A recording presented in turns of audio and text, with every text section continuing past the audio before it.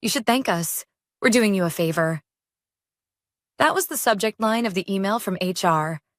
No greeting, no warm-up, just a neon slap of corporate cheerfulness in my inbox at 8:04 a.m., like a dentist announcing he'd removed the wrong tooth, but at least my smile looked strategically optimized. My name is Linda. For 16 years, I was the woman behind the curtain at a mid-sized logistics firm that ran smoother than it deserved to. I wasn't the CEO, or the VP of sales with his loud ties and louder ego. I was the one who kept the rules straight. Payroll filed correctly. Contractors properly classified. Labor compliance reports submitted on time. Every time. Invisible work. Essential work. The kind of work that makes or breaks a company in ways no one claps for at quarterly meetings. I wasn't the one telling jokes in the break room. I wasn't baking cupcakes for Carol in accounting. But when someone's health insurance mysteriously vanished mid-treatment, or when overtime went missing from paychecks, who fixed it? Me. Always me. Quiet Linda with the cluttered desk and the memory of an IRS agent. And for all that, what did I get? A title that sounded like something scraped off the bottom of an org chart. Operations Specialist 2. Which in plain English means the duct tape, the aspirin, the mop crew for bureaucratic sewage. So when HR hit me with that email, you should thank us. We're doing you a favor. I didn't flinch. I didn't cry. I didn't even let my coffee get cold. Because here's the thing. When you spend 16 years cleaning up everyone else's mistakes, you learn two things. 1. People always underestimate the quiet one. 2. Every system leaves a paper trail. But let me rewind for a moment. It started with a vague calendar invite. Quick sync, HR and OPS. That's the kind of subject line that smells like disinfectant and bad news.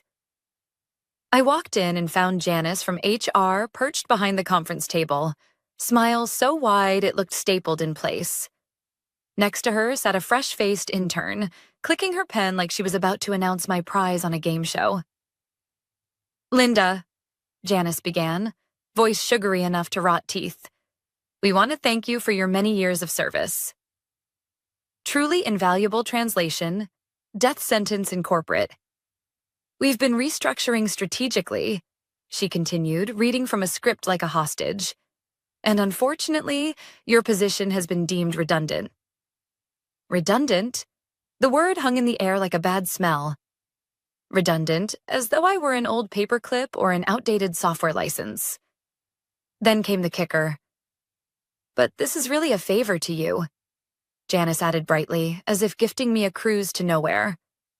It's a chance for you to explore new opportunities. We're even offering a modest severance of favor. That word lit a fuse somewhere deep in me. Because favors are what you ask when someone covers your lunch bill or waters your plants while you're on vacation. Favors are not what you call gutting someone's career after nearly 2 decades of loyalty. I didn't scream. I didn't throw my coffee. I didn't even raise an eyebrow. Because I didn't need to. I had something stronger than fury. Receipts. 16 years worth of audit trails, compliance memos, and policy clarifications saved neatly in folders that could make or break the building's foundation. I nodded once. Understood, I said. Calm, professional. The kind of calm that should come with a warning label. Janice mistook it for acceptance.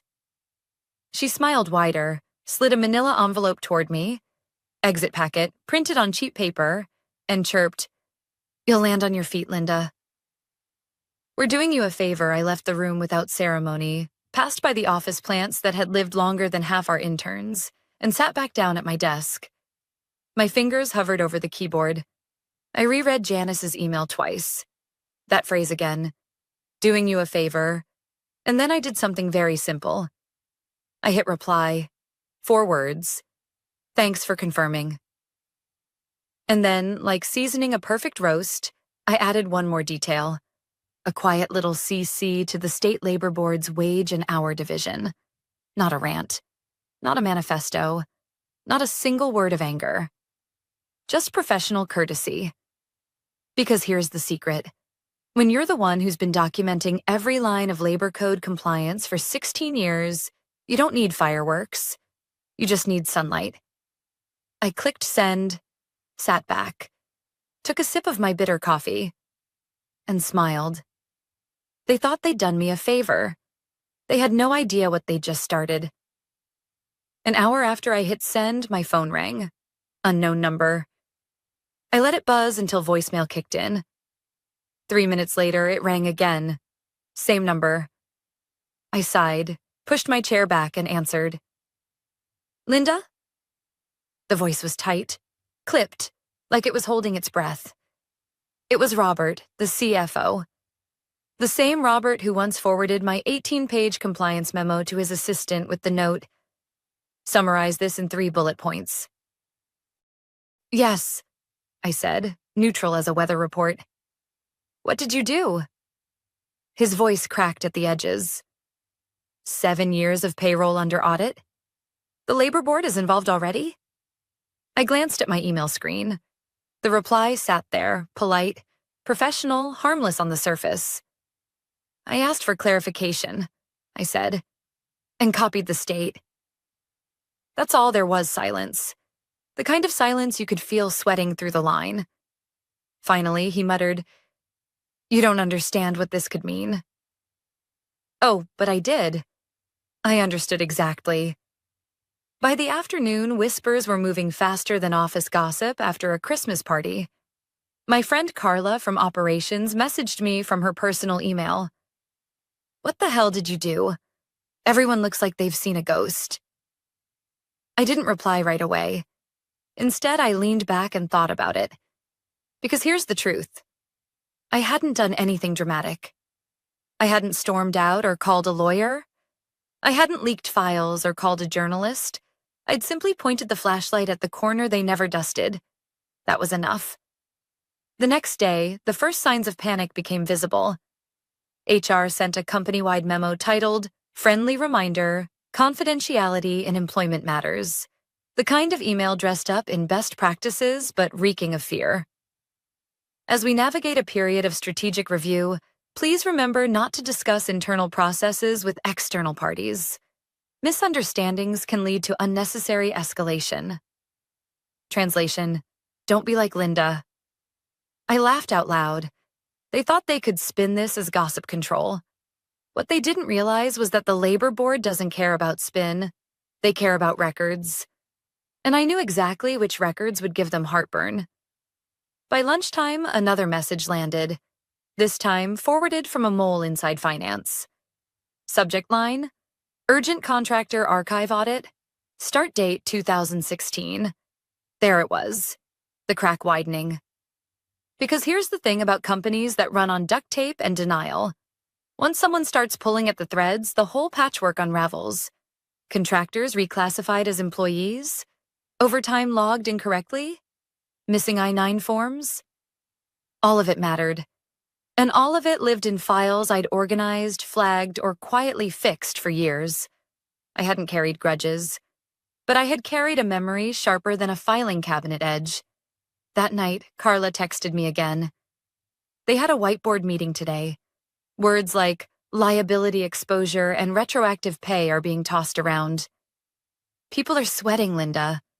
I didn't respond right away. Instead, I poured myself a glass of wine, sat down with my cat purring on my lap, and thought about the irony. For years, they'd brushed off my emails, my flagged issues, my polite warnings. Not urgent, they'd say. We'll circle back. Now, the circle was complete. Here's the thing I need you to understand. I didn't want revenge. Not really. I wanted recognition. I wanted them to see that my work mattered, that the invisible labor of keeping a company compliant was not disposable.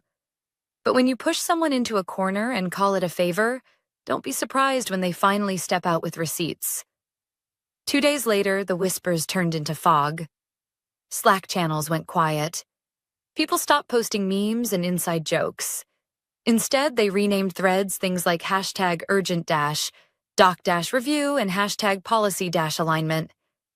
Robert, the CFO, hadn't been seen in the cafeteria. Rumor was he was holed up with outside counsel. Janice from HR was spotted crying in the bathroom.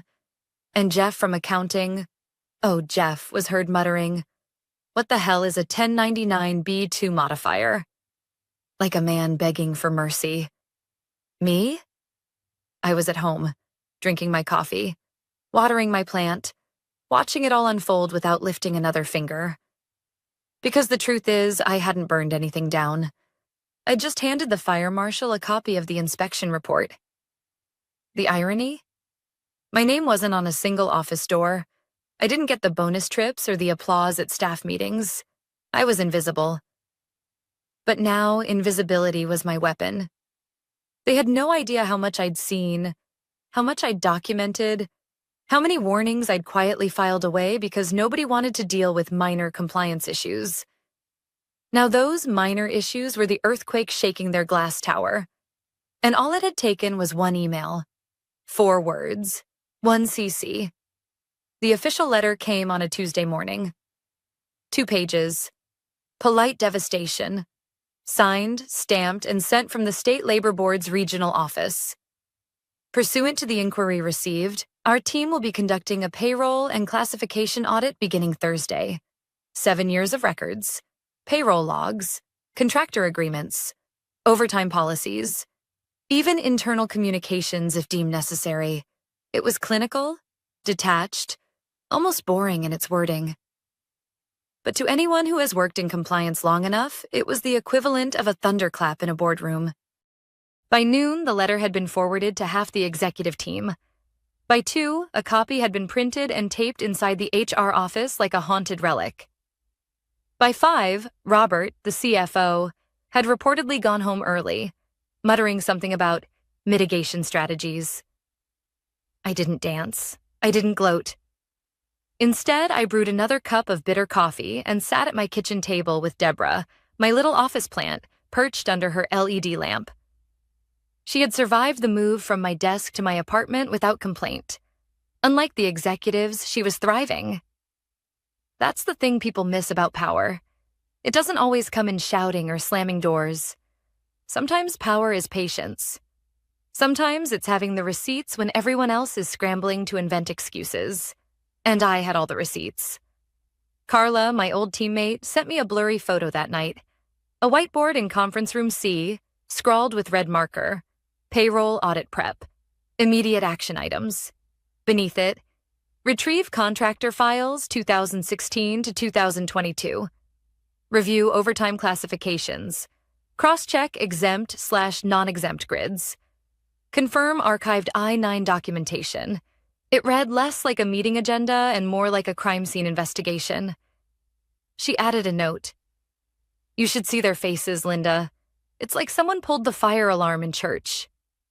I smiled. Not because I enjoyed their panic, but because for once they were treating my work with the gravity it deserved. The next day, a company-wide memo went out. As part of ongoing internal improvements, HR and finance will be conducting a thorough review of records. Please respond promptly to requests for documentation. Ongoing improvements. That was their phrase. As if the labor board's arrival was just part of spring cleaning. But no memo could hide the cracks. Former colleagues started messaging me from personal accounts. "Is it true they're pulling 7 years of payroll?" one asked. Another whispered that legal had already flown in a specialist from Columbus. And Jeff from accounting? Word was he had a minor breakdown after being asked to provide contractor expense notes dating back to 2016.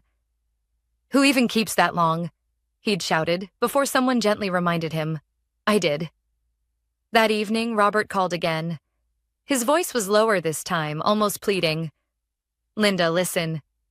If this audit expands, we're talking serious penalties, back pay, fines, even investor fallout. Are you sure you want to push this?" I sipped my coffee, let the silence hang, then said, "I didn't push anything." I asked a question. "Everything else is your documentation." He exhaled hard, a sound like defeat leaking through the line. "This could destroy us. I almost felt sorry for him. Almost. But then I remembered the look on Janice's face when she told me I was redundant. The chirpy tone, the cheap manila envelope, the phrase doing you a favor. Destroy them? Number. I wasn't destroying anything. They were simply being forced to face what they'd ignored for years. By Thursday morning, the office looked like a bunker. Legal boxes stacked in hallways. Laptops carried out of conference rooms like stretchers. Emails shortened to one-line replies, stripped of emojis and casual chatter. Carla's final message of the week summed it up best.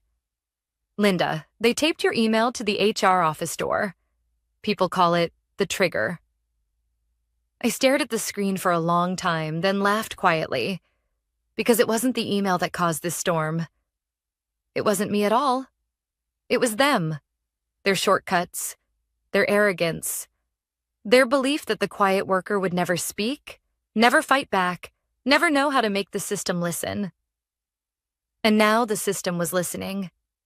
That night, I poured a glass of wine, sat in my recliner, and watched the city lights flicker through my window. Somewhere downtown, in a glass office tower, executives were scrambling to rewrite history, hunting for missing forms and trying to explain away years of neglect. Me? I had nothing left to prove. I'd spent 16 years cleaning up their messes. Now, for once, the mess was theirs alone. And the audit had only just begun. The auditors arrived on a gray Thursday morning. No fanfare, no drama, just two state officials in dark suits carrying briefcases and clipboards. Not FBI agents with flashing badges, not journalists with cameras. Just people who looked like they lived and breathed regulations, the kind who could ruin a career with a raised eyebrow and a citation. Inside the office, panic was already thick. Carla texted me before 9. They're here. Real labor board people. Suits, badges, everything. The conference room looks like a war bunker. I pictured it. The whiteboard wiped clean, replaced with rows of binders, finance staff pacing, HR interns pretending to be useful, handing out bottled water like they were hosting royalty, and Robert, the CFO, trying to keep his voice steady while knowing the foundation under him was cracking. I wasn't there, of course. I was at home, in sweatpants, sipping coffee. But my phone buzzed with updates like a live news feed. They're asking for overtime logs from 2017. Carla wrote. Legal looks pale. Janice keeps saying operational optimization like it's a prayer.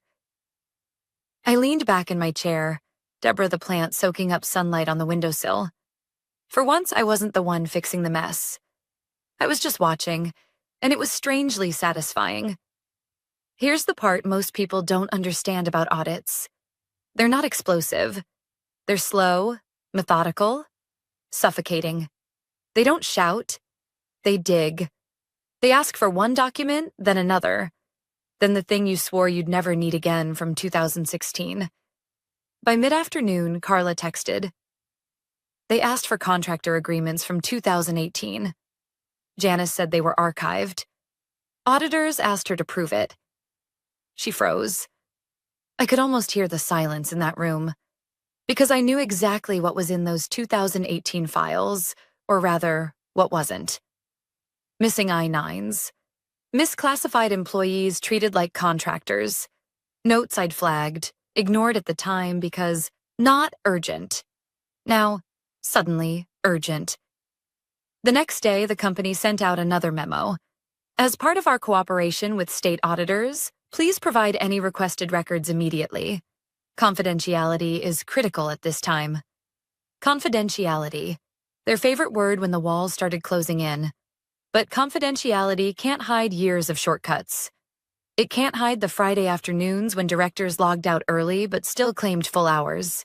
It can't hide the contractors who worked 40-hour weeks without benefits. And the auditors? They weren't fooled by buzzwords. They wanted proof. Robert called me again that evening. His voice was thinner now, fraying at the edges. Linda, look, if there's anything you can clarify. I cut him off. I'm not involved anymore. You don't understand, he said, almost whispering. They're talking about back pay. 7 figures, penalties. This could sink us. I let the silence stretch, then answered evenly. If it can sink you, Robert, maybe the ship wasn't built right to begin with. He didn't reply, just exhaled, defeated before hanging up. That weekend, I heard from Carla again. She'd stayed late on Friday, watching the executives shuffle in and out of closed-door meetings. They had food delivered 3 times, she wrote. Legal, HR, finance, all locked in. No one's making eye contact in the hallways anymore. The cracks were no longer hidden. They were wide open, and all because of one polite CC. Here's the irony. For years, I'd been invisible. The quiet woman by the supply closet, fixing the things nobody wanted to think about. My emails ignored, my memos skimmed, my work dismissed as routine. Now, suddenly, I wasn't invisible at all. My name was on the audit file. My email, the one with 4 words, was taped to HR's door like a warning sign. Employees whispered it in the break room. The trigger. I hadn't raised my voice. I hadn't staged a protest. I hadn't burned a single bridge. I'd just flipped on the inspection light. That Sunday evening, I sat on my couch with a glass of red wine, the city humming outside my window. I thought about what was happening in that office tower, the frantic copying of files, the nervous glances at auditors, the whispered blame games behind closed doors. And I realized something. This wasn't revenge. Revenge is loud, messy, destructive. This was something else. This was accountability. They had spent years teaching me to be quiet, to accept, to stay in my lane. But the truth is, sometimes the quietest action is the loudest consequence. And now the reckoning was only getting started. The audit lasted 3 weeks. 3 weeks of auditors combing through records, asking questions, and quietly scribbling notes that made executives sweat through their suits. I wasn't there, but I didn't need to be. The updates reached me anyway. Through Carla, through former colleagues, even through the sudden silence on LinkedIn where managers who once bragged about innovation stopped posting entirely. The results came down in the form of a letter. 2 paragraphs. Direct, clinical, devastating. The company had failed to properly classify dozens of workers over multiple years. Overtime had been withheld from exempt employees who were routinely asked to respond after hours. Contractors had been misused, mismanaged, and mislabeled. The penalties? Back pay, fines, and interest. 7 figures. Not minor, not a slap on the wrist. Enough to shake investors. Enough to put names in headlines. Carla messaged me the day the letter hit. Linda, you wouldn't believe it. Emergency all hands. CFO looked like he hadn't slept in a week. Janice was pale as a ghost. People are whispering layoffs are coming. Real ones this time. I read her words slowly, then closed my laptop. This was never what I wanted. I hadn't dreamed of the company collapsing. I hadn't spent years imagining them suffering. No, what I wanted was recognition. Proof that my work mattered. That the quiet labor of keeping the machine compliant wasn't disposable. But sometimes the only way to make people see the cracks is to let the whole structure shake. A week later, Robert called me again. His voice was tired, defeated. Linda, he said softly, the board wants answers. Investors are furious. We're facing millions in liability. Why? Why did you do this? I let him finish, then answered calmly, I didn't do this, Robert. You did, all of you. I asked for clarification. Everything else was already there, waiting. He was silent for a long time. I could almost picture him in his office, blinds half drawn, papers stacked like sandbags around him. A man drowning in the very negligence he'd once brushed aside as not urgent. Finally, he said, we might not survive this. I didn't gloat. I didn't even raise my voice. I simply said, maybe you shouldn't have called it a favor. Then I hung up. Here's the truth. I wasn't angry anymore. Not really. What I felt was something closer to peace. For 16 years, I'd carried the weight of their mistakes, patching holes no one thanked me for. They saw me as replaceable, redundant, invisible. But invisibility had been my shield. They never noticed how much I knew, how carefully I paid attention, how many files I kept in order. They never realized that the quietest person in the room might also be the one who remembered every detail. And in the end, that was what undid them. Not rage, not sabotage, just memory. The company survived, technically. They downsized. They restructured. Robert resigned for personal reasons. Janice moved on quietly, her reputation bruised. A new compliance officer was hired, this time with a seat at the leadership table.